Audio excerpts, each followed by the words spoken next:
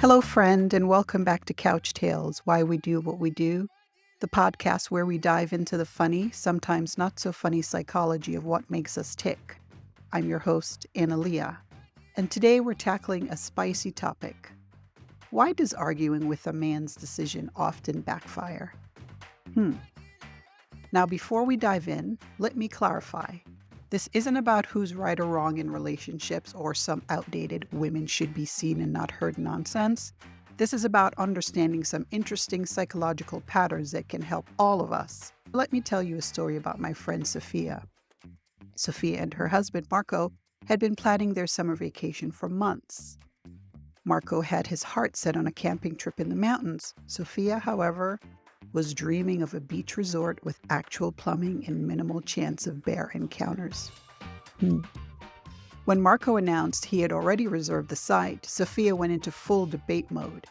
She presented a PowerPoint presentation, yes, an actual PowerPoint, listing all the logical reasons why the beach was superior.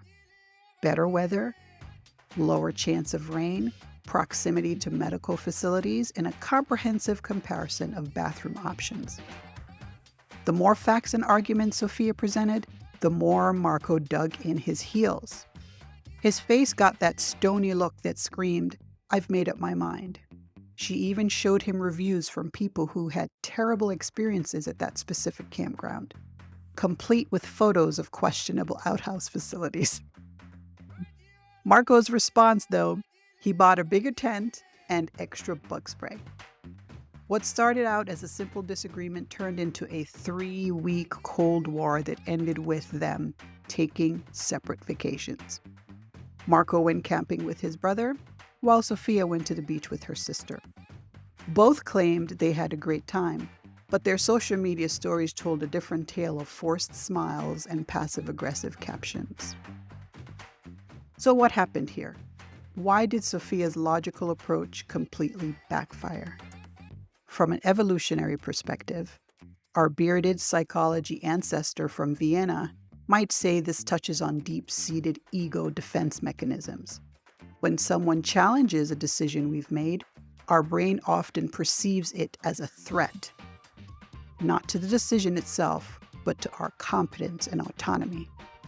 Research by modern brain explorers shows that for many people, especially those socialized as men in our culture, having their decisions publicly challenged can trigger what's called a status threat response. The brain processes this challenge similarly to physical threats.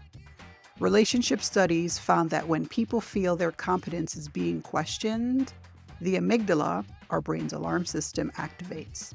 Once that happens, the thoughtful, rational prefrontal cortex takes a coffee break. Logic goes out the window, and the defenses come rushing in. It's not a guy thing either. It's a human thing that tends to be amplified by gender socialization. Men in many cultures are taught from childhood that decision-making ability is tied to their value and identity.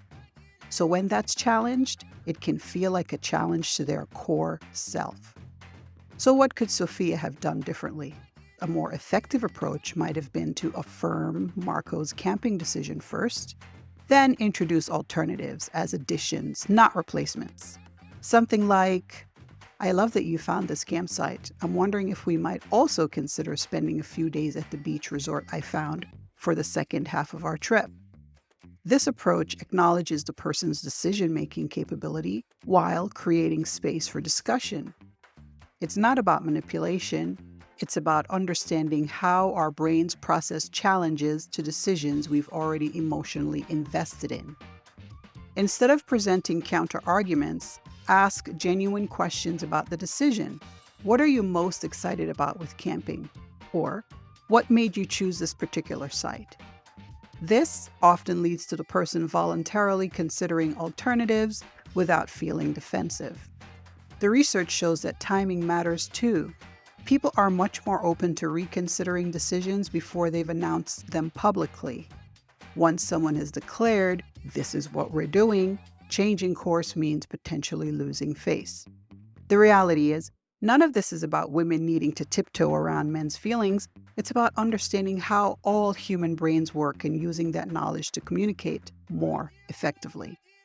These same principles apply regardless of gender, though our cultural programming can amplify certain responses.